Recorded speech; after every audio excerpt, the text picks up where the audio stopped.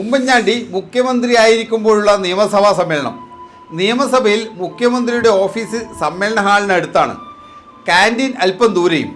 രാവിലെ 8:30 സഭ എപ്പോഴും ആരംഭിക്കുന്നത്. 1 മണിക്കൂർ ചോദ്യോത്തരവേള. അത് കഴിഞ്ഞാൽ അടിയന്തര പ്രമേയം, ശ്രദ്ധ ക്ഷണിക്കൽ, തുടർന്ന് സബ്മിഷൻ. അടിയന്തര പ്രമേയമാണ് ഏറ്റവും പ്രശ്നഭരിതം.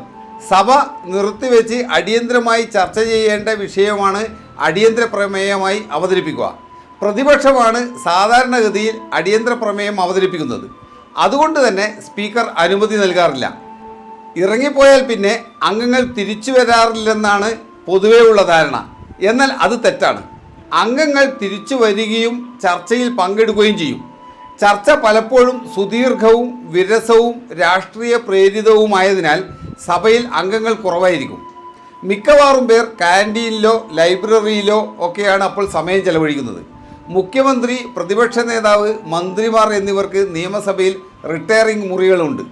ചർച്ചാവേളയിൽ അവർ മിക്കവാറും മുറിയിലായിരിക്കും. ധാരാളം മീറ്റിങ്ങുകളും സന്ദർശകരുമൊക്കെ അവിടെ ഉണ്ടാകും. ചർച്ചയ്ക്കൊടുവിൽ വിഷയം വോട്ടിനിടും. വോട്ടിന് മുമ്പ് സ്പീക്കർ ബെല്ലടിക്കും. പുറത്തുള്ള അംഗങ്ങൾക്കുള്ള അറിയിപ്പാണിത്. ബെല്ലടിക്കുമ്പോൾ അംഗങ്ങൾ സഭയിലേക്ക് ഓടിക്കയറുന്നത് സാധാരണ കാഴ്ചയാണ്. വോട്ടെടുപ്പിൽ പരാജയപ്പെട്ടാൽ അത് സർക്കാരിന് നാണക്കേടും പ്രതിപക്ഷത്തിന് നേട്ടവുമാണ്. അതുകൊണ്ടാണ് ഇരുപക്ഷവും മത്സരിച്ച് ഓടിയെത്തുന്നത്. അന്ന് ഉമ്മൻചാണ്ടി മുഖ്യമന്ത്രിയുടെ ഓഫീസ് മുറിയിലായിരുന്നു. സഭയിൽ തീപ്പൊരി ചർച്ച നടക്കുന്നു. ചർച്ച കഴിഞ്ഞ് വോട്ടെടുപ്പിന് മണിമുഴങ്ങി.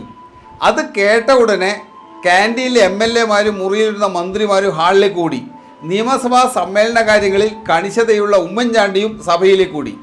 ഇതിനിടെ മുഖ്യമന്ത്രിക്ക് നിവേദനം നൽകാൻ ചിലർ അദ്ദേഹത്തിൻ്റെ മുറിയുടെ പുറത്ത് കാത്തു നിൽക്കുന്നുണ്ടായിരുന്നു. ആദ്യമായി നിയമസഭയിൽ എത്തിയവരാണ് ഈ സന്ദർശകർ. ബെല്ല് മുഴങ്ങുകയും ഉടനെ മുഖ്യമന്ത്രിയും മന്ത്രിമാരും MLA-മാരും ഒക്കെ ഓടുകയും ചെയ്യുന്നത് കണ്ടപ്പോൾ സന്ദർശകർ പേടിച്ചുപോയി. അപായമണിയാണെന്ന് കരുതി സന്ദർശകർ അവരുടെ പിറകെ വെച്ച് പിടിച്ചു. അവർ നിയമസഭാ ഹാളിനുള്ളിൽ കയറിയപ്പോൾ കതക് അടഞ്ഞതുകൊണ്ട് സന്ദർശകർ കണ്ട വഴിയിലൂടെ ഓടി. ആദ്യം കണ്ട ഗേറ്റിലൂടെ പുറത്തേക്ക് ചാടി. കനത്ത സുരക്ഷയുള്ള നിയമസഭയുടെ മുന്നിലൂടെ ഓടുന്നവരെ സെക്യൂരിറ്റി പിടികൂടി ചോദ്യം ചെയ്തപ്പോഴാണ് സത്യം പുറത്തു വന്നത്. മുഖ്യമന്ത്രി ഉൾപ്പെടെയുള്ളവർ ഓടുന്നത് കണ്ടപ്പോൾ എന്തോ അത്യാഹിതം പിണിഞ്ഞെന്ന് സന്ദർശകർ തെറ്റിദ്ധരിച്ചു. മുഖ്യമന്ത്രിക്ക് പോലും രക്ഷയില്ലാത്ത ഈ സ്ഥലത്ത് ഞങ്ങളുടെ കാര്യം പറയാനുണ്ടോ? അവരുടെ ചോദ്യത്തിന് മുന്നിൽ സെക്യൂരിറ്റിക്കും മറുപടിയില്ലായിരുന്നു. സുഹൃത്തുക്കളെ, ഓരോരുത്തർക്കും അവരുടെ ഓട്ടത്തിന് പിന്നിൽ അവരവരുടേതായ കാരണങ്ങളും ലക്ഷ്യങ്ങളും ഉണ്ടായിരിക്കും. മറ്റുള്ളവരുടെ ഓട്ടം കണ്ട് അതിൻ്റെ പിന്നാലെ വച്ചു പിടിച്ചാൽ നമ്മൾക്ക് അബദ്ധങ്ങളാണ് സംഭവിക്കുക. നമ്മുടെ ലക്ഷ്യത്തിന് പിന്നിൽ മാത്രം ഓടാൻ നിങ്ങൾക്ക് സാധിക്കട്ടെ എന്ന് ആശംസിക്കുന്നു.